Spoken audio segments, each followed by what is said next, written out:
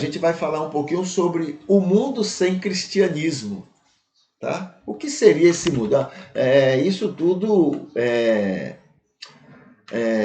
partiu, né, essa ideia de conversarmos um pouco sobre isso, partiu muito de um artigo que nós lemos. Esse artigo nós lemos, estudamos, conversamos aqui durante alguns cultos. E o artigo era: o mundo seria mais pacífico sem religião? O mundo seria um lugar mais pacífico, menos guerreador, né? Sem religião? E aí o autor conversa, mostrando que grande parte das intrigas, das guerras, tem tido um envolvimento muito grande das religiões.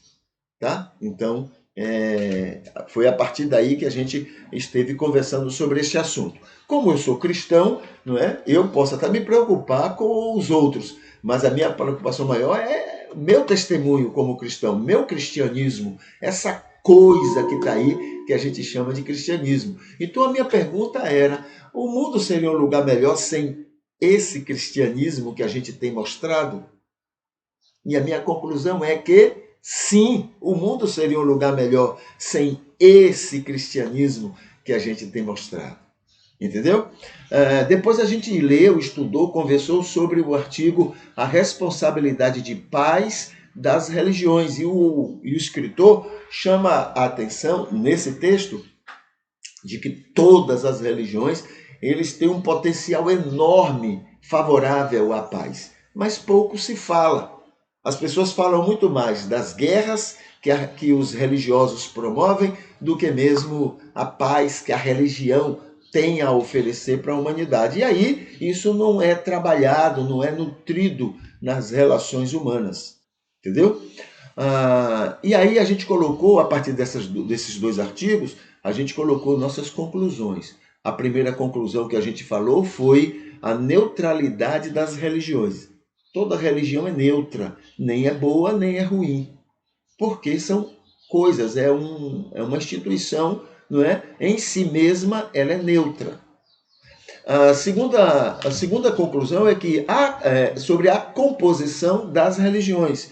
Toda religião é formada por trigo e por joio. Formada por pessoas realmente religiosas e formada por pessoas pseudo-religiosas. Pessoas que pensam serem religiosas. Entendeu? Então, toda religião é formada por um e por outro. Então, o que é que acontece? O trigo pega a religião que é neutra e faz dela uma coisa boa, proveitosa para ele e para a humanidade. O joio, não é? Pega a religião que é neutra e transforma ela numa arma para prejudicar ele mesmo e prejudicar aqueles que fazem parte do contexto dele e prejudicar o mundo. Então a religião, não é? Na mão de um joio é uma arma perigosa. Na mão de um trigo é uma bênção. Veja com a neutralidade da religião, né? Aí a conclusão foi que a verdadeira causa das guerras. A Bíblia diz, né, que todos os males têm uma causa principal. Principal quer dizer a geral. A partir daí é que surgem outras causas. Mas a causa maior de todos os males, inclusive das guerras, é o amor ao dinheiro, é o amor ao capital, é o capitalismo, é a ganância, a necessidade que o indivíduo tem de tirar dos outros para acumular na sua conta bancária. Essa é a causa de todos os males sobre a face da terra. Entendeu? A Bíblia que diz. Ok? Então, muito bem. E a quarta conclusão que nós colocamos é a alienação diabólica do marketing. O marketing tem o poder de conhecer as mentes humanas, como é que funciona, e aí ele faz o seguinte: usa isto para prejudicar o próprio ser humano. Como é que faz o marketing? O marketing, o trabalho dele é atender quem paga ele. Quem paga ele? Quem tem dinheiro. Quem é que tem dinheiro? O ganancioso. O explorado não tem dinheiro. Quem tem é o ganancioso. Então o marketing trabalha em função disso, em função do capital. Então o marketing leva a grande maioria, entendeu? A grande massa, o marketing leva para que creia que amigo, esse é o papel do marketing. Bom para mim, o meu amigo, aquele que me quer bem, é quem me explora. E quem é contra mim, quem me prejudica, quem me faz mal, é quem briga com quem me explora em meu favor. Entendeu? Então é assim. O meu amigo é o quem me explora, é quem tira de mim, é quem usurpa, é quem suga de mim. Esse é meu amigo. É por isso que ele está tão rico. Ainda bem, graças a Deus, ele é rico. Ele pode me proteger. Ele não protege nada, ele protege só o dele. Mas o marketing diz que ele me protege. Agora, quem é meu inimigo? É aquele que, sendo igual a mim, sofrendo o que eu sofro, luta contra o meu sugador. Esse é meu inimigo. O marketing tem esse papel. E a massa cai nisso.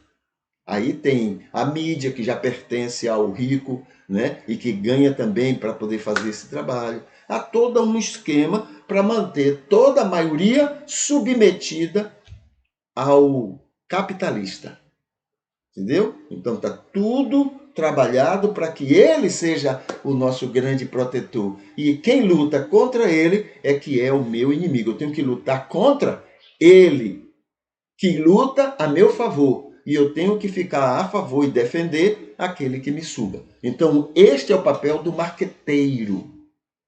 Tá? O marqueteiro trabalha nesse sentido. Tá ok? Muito bem. Aí a gente tem, agora estamos no terceiro artigo sobre este assunto, a partir dessas conclusões que nós estamos levantando. Tá? Aí a gente tem agora um terceiro artigo. O terceiro artigo é a direita cristã e a política externa dos Estados Unidos. Tá? Então vamos ver aqui. A ideia é liberdade para tirar a liberdade dos outros. Então eu quero toda a liberdade do mundo para tirar a sua liberdade, para tirar a liberdade dos outros. Tá bom? Eu sou cristão, eu sou de Jesus, então eu quero toda a liberdade para mim, para que eu tire a liberdade dos outros. É assim que funciona a direita americana dos cristãos. Tá? Então vamos ver aqui o que é que nós temos hoje nesse artigo. Ele diz assim: o tabuleiro político dos Estados Unidos na década de 80 foi influenciado pela aliança entre os conservadores e a direita religiosa. Né? Então a política estava abraçada com o cristianismo e, quer dizer, na verdade, e esses dois, tanto a política quanto o cristianismo, estavam abraçados ao capitalismo, estavam em função do capitalismo, né? Americano, a riqueza, os ricos, os donos das riquezas de todo mundo, né? Os cristãos conservadores iniciaram então uma aproximação com o universo judeu. Olha, anos 80, né? O judeu americano, que tinha muita grana, muito dinheiro, entendeu? Dando espaço para discursos pró-Israel, notadamente os proferidos por Falwell, e consolidando o sionismo cristão moderno. Então, já havia, mas aí se consolidou mais ainda com esse apoio político, não é? Todo o apoio a Israel. Né? Isso aí coincide a época, né, mais ou menos ao período que Israel já tinha feito aquela guerra de 100 dias, que os Estados Unidos mandou todas as armas do mundo para lá, né, para poder ganhar a guerra, e em 6 dias, né, no instante, né, os Estados Unidos facilitou tudo e depois veio aquela propaganda maléfica, diabólica, de que olhe como Deus está abençoando esse povo, porque em 6 dias ganhou uma guerra. Então, na verdade não foi Deus, foi o capitalismo americano, mas a propaganda que chegou para a gente que Deus abençoou, olha, Deus abençoou uma guerra. Olha a cabeça dos cristãos, né? Esse povo conhece Deus? Esse povo conhece o amor de Deus? Deus abençoou uma guerra. Quer dizer, ele diz assim, olha, quando alguém lhe bater numa face, dê a outra. Mas nesse caso aí não, bateu numa face, vai lá e bata nas duas dele. Deus abençoado. Como a gente é imbecil. E a gente acredita. Eu acreditei nessa propaganda. Eu acreditei nessa propaganda. Deus abençoou o povo dele e ganharam uma guerra. Não. Os Estados Unidos mandou todo o dinheiro que tinha, todas as armas que tinha e facilitou a guerra para que fosse ganho em 6 dias. Como a gente é tolo. Então, aí ele coloca aqui, então houve essa união com os judeus, né? E aí, agora, mais ainda, Israel passou a ser o povo de Deus, o povo que os cristãos, Israel não dá a mínima para os cristãos, eles querem o interesse deles, né? Eles querem a vida deles, não quer saber negócio de cristão, nem reconhece Jesus. É a única religião no mundo que nem Jesus para eles não significa nada, nem gente. Talvez até eles acreditem que nem existiu esse cara. Muito bem. Então veja só, os cristãos conservadores então se juntaram aos judeus, né? Dando espaço para discursos pró-Israel, notadamente os proferidos por Falwell. Falwell era um líder batista, né? Naquele período e se achava o semideus. Não Deus, porque ainda não chegou a esse ponto, mas era um semideus. Ele achava que ele era o poderoso e que ele podia mandar e desmandar na liberdade dos outros. Tá? Então está aqui, consolidando o sionismo cristão moderno. Terceiro, programas de televangelistas americanos trabalhavam com orçamento multimilionários. Programas de televangelistas americanos trabalhavam com orçamento multimilionários, inclusive o nosso Billy Graham, inclusive naquela época era Jimmy Swaggart,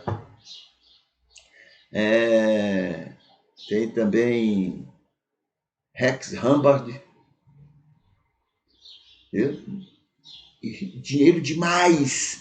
Agora o que? Olha, do governo americano, porque o governo americano não estava gastando dinheiro, não, estava investindo para poder manter seu controle sobre a religiosidade na América Latina, né? Nos países e lá dentro também. Tudo interesse. O amor ao dinheiro é a causa de todos os males. Quer ver outra coisa mais grave? Mais grave não, tão grave quanto essa? Dos homens maus. Os que são religiosos são os piores. Esses são os homens. Então, vai lá.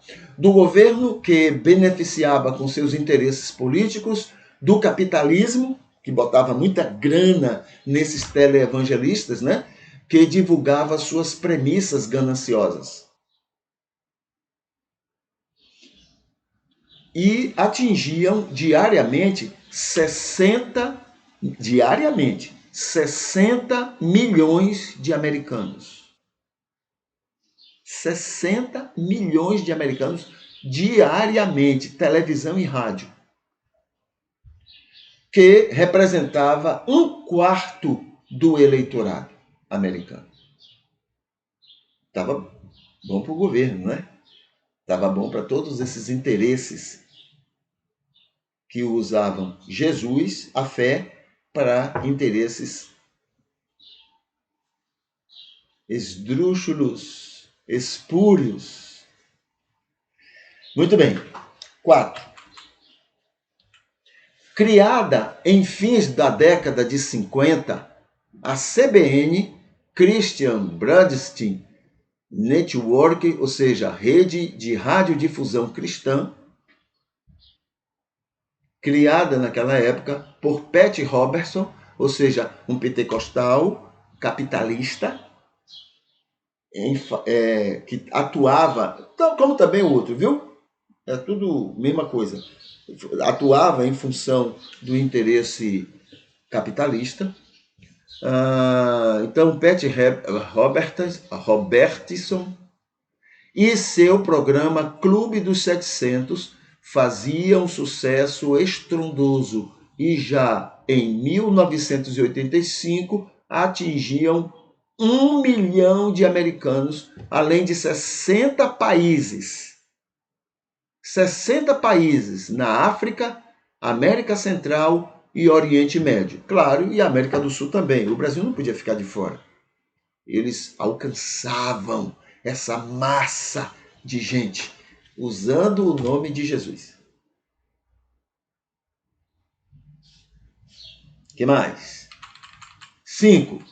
Os programas de rádio de James Dobson alcançavam semanalmente 5 milhões de ouvintes americanos. 5 milhões de pessoas. No final da década de 20, né? No final do século XX, os Estados Unidos tinham mais de 200 estações de televisão cristãs e 1.500 rádios cristãos, a serviço do capitalismo e da moral cristã, impondo seus preceitos a todo mundo. A ideia era essa. Todo esse poderio, queriam para si toda essa liberdade para isso, para poder impor aos outros a falta de liberdade. Vocês não podem ser o que vocês querem, vocês têm que ser o que a gente acha que vocês devem ser. Isso não é cristianismo.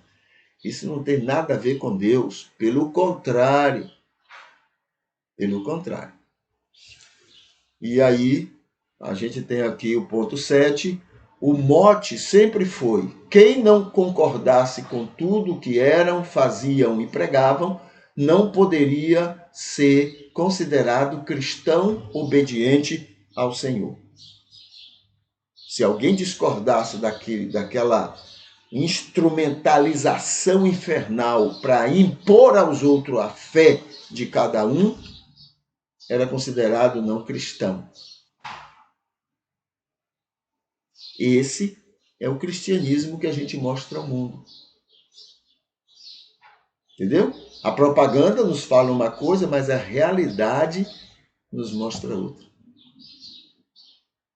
Muito bem. Então esse é a reflexão de hoje, né, sobre este assunto. Por que a gente lembra isso? Porque somos cristãos e a gente tem que ter vergonha na cara na hora que a gente vai querer impor aos outros o que a gente crê, porque nós não somos flor que se cheire. Entendeu? Nós que eu digo é o cristianismo como um todo, claro. É feito, esse tipo de coisa é feita pelo joio. Mas, no mínimo, temos culpa. Qual é a culpa? Nos calamos. Quem cala, consente.